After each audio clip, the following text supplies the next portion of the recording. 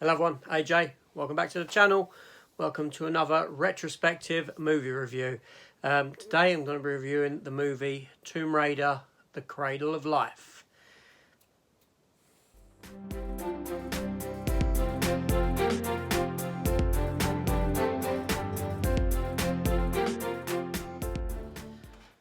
Okay, so obviously this is the sequel to 2001's Lara Croft Tomb Raider, which I reviewed the other day. Okay, so Tomb Raider 2, The Cradle of Life. Obviously this is the sequel. Now this film came out on August 22nd, 2003 here in the UK, and it had a 12A rating and an extended runtime over the first one of 1 hour and 57 minutes. Now this was directed by Jean de Bont, probably most famous for directing Speed and Speed 2. Now obviously we've got Angelina Jolie reprising her role as Lara Croft. This time she's joined by Gerard Butler as a character called Terry Sheridan. Chris Barry returns as Hillary, her butler. Ciaran Hinds as Jonathan Rice, who's the main antagonist of the film. And Noah Taylor returns as Bryce, Lara Croft's little tech geek fella. Now this film had a budget of $95 million, so a bit of a reduced budget over the first film, and it went on to take $160 million at the worldwide box office, considerably less than the first film in the franchise. With those sort of take-ins, it's no wonder we didn't see a third film until obviously we got the reboot. Now, the musical score in this film was actually done by Alan Silvestri, who's recently done a lot of work on the Marvel Universe, the MCU films, including Endgame. So a bit about the plot. Then I'll get into my thoughts on the film and the transfer, because I did watch this in 4K, as I did with the first film. So I'll give you my thoughts on that. So obviously this film sees Lara Croft going after Pandora's box, the Cradle of Life. The film opens in Greece, where there's an earthquake, and all these Tomb Raider hunter type people are looking for the Library of Alexandretta, and Lara Croft happens to figure out where it is, thusly leading to an underwater scene, into a tomb, much like the games. Bad people come in, the place starts to fall apart, blah blah blah, she escapes. That's sort of like the opening scene to the film, the sort of opening action scene.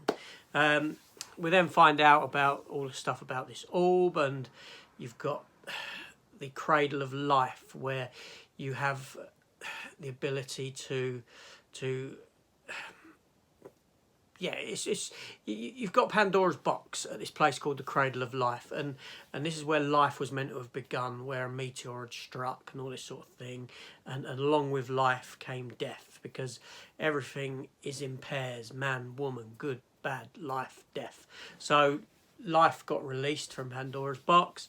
What's stored in it is something that has the ability to destroy millions of people. There's this scientist who is after this box and wishes to release it for his own nefarious means. Lara Croft has to go after in search of the box itself, and she takes along with her Gerard Butler, Terry Sheridan, who's a former sort of military operative who's in prison. She gets him taken out of prison to join her on this journey, and thus the film progresses across many different continents, countries, action set pieces, until they come to Africa, where they find the Cradle of Life, and there you go. That's pretty much the plot of the film. There you go. I'm not going to go beat for beat of what happens or anything like that. Pointless. You've seen the film, we've not seen the film. If you've not seen the film, then I don't want to spoil the film for you. It's quite a convoluted plot in that it just, yeah. Now, my thoughts on this film. It was interesting watching this film back to back with the first one, because I came to realise that it's a completely different film. And I don't mean in the narrative sense in which it is. Now, the first film was very much a sort of adventure film. Very much more so in vein with the games and the sort of set pieces you got in the film and this sort of thing. This film's very much lighter on that. This film plays more like an action movie. A lot more gunplay, a lot more fighting. And when I say a lot more gunplay, I mean one hell of a lot more gunplay. In comparison, the first film probably had about 10%. It's got about 90%. It's just... And this film... ultimately has a lot more deaths in it as well. The first film was very much light on killing people. This film has no problem with it. It does dispatch people left, right and centre all the way through. Now in this film there are some fantastic set pieces, some fantastic action, and it looks magnificent. Even on a reduced budget, this film actually looks bigger budget. I started watching it and I thought, this has got an increased budget over the first one, but I was surprised when I delved into the budget and the takings that it was actually reduced. It doesn't feel like it. It doesn't. It seems like they were cleverer with the money that they had. There's a fantastic wingsuit scene where Lara and Terry Sheridan jump off the top of a building in Tokyo. And wingsuit it down. Obviously it's not them, it's stunt people doing the work, but again, wingsuits look fantastic when they're filmed, like in Dark of the Moon, Transformers, that scene, standout scene. Yeah, so very good. When I said this is a completely different film, I didn't just mean in the sense of the narrative of the film. It's very interesting comparing Angelina Jolie's performance in this compared to her performance in the first film. Now, in this, she feels a whole lot more comfortable in the role of Lara Croft. And I think I probably prefer her in this film than in the first film. It's also very different in that the character of Lara Croft has actually changed. The mannerisms, the physical mannerisms and that she utilises in the first film that she does with the character are absent in this film. The eyebrow raises, the pompousness of the character, it's very much changed. So in that sense, it feels like a completely different film. It feels like you could change the characters' names and a little bit about them, and you'd have just another Angelina Jolie action film. That's not a negative about the film. It's just a comparison that I'm making with the first film. That may be due to director Jean de Bont's directing and what he got out of the actors, or it may have been Angelina Jolie has matured over the couple of years and, I don't know, decided to do it a different way. I don't know. It's interesting to highlight that Gerard Butler's character is very similar to Daniel Craig's in the first film, in that the sort of love interest, or the potential love interest, historic love interest to Lara Croft is a character in a grey area, a character of a sort of mercenary type, does things for his own reasons. Only the end of this film is a lot braver with how it ends with that character than what it did with the Daniel Craig character in the first film. Yeah. Ciarán Hinds as the villain is adequate. I've seen him in other stuff, and he's adequate in this. Can't say nothing more than that. Chris Barry's a joy to watch again. Red Dwarf, Rimmer, brilliant, and he gets a bit more to do in this film. I wouldn't say his screen time's any more increased, but he gets to get involved in a bit more action and get out of just the mansion itself, and he's there at the latter part of the film and this sort of a thing. So it's pretty good. The writing isn't, it's got its issues. It's got its issues here and there. The film jumps from location to location. I wouldn't say it's a smooth ride. I wouldn't say it narratively flows 100%. Like I said, it does have its issues within. But ultimately, it's an enjoyable film.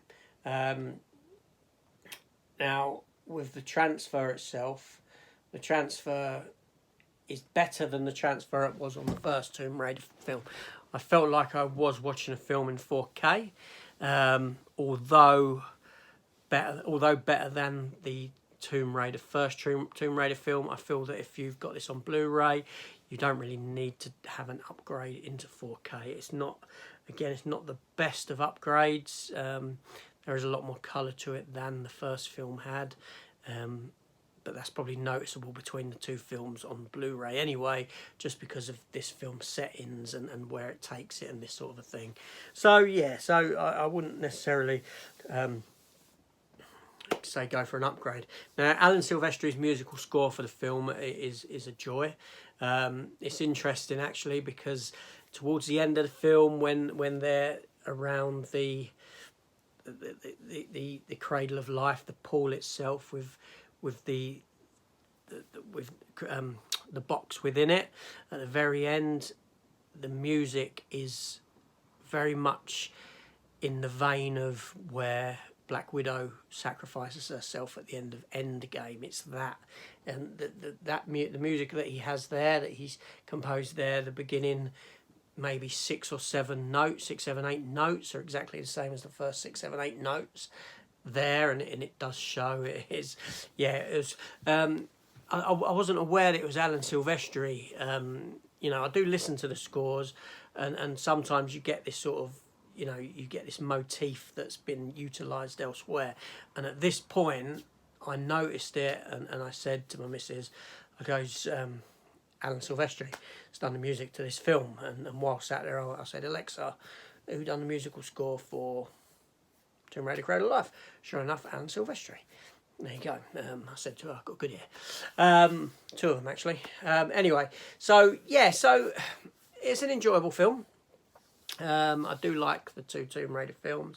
They are flawed films, but they're enjoyable films. Like I said, it was interesting to see the differences in performance from Angelina Jolie, how she handled the character in the first compared to in this. It's very interesting to watch back to back, and these are 2 films that I've never actually watched one night one and then one night the other, and yeah, so very good. But anyway, and just one little tidbit for you, in this film they didn't enhance her breasts. In the first film they did. They wanted her to be more like the computer game. In this one, they just wanted her to look more like a female, without the massive physical attributes that they tried to put on her in the first one. But there you go. Anyway, this is AJ. If you enjoyed that review, please consider hitting the subscribe button and all the other wealth of buttons that come with that. And yeah, come and join me on my next outing. Thank you for watching all, and I'll see you on the next one. Have a good evening, good day, wherever you may be. Take care. Goodbye.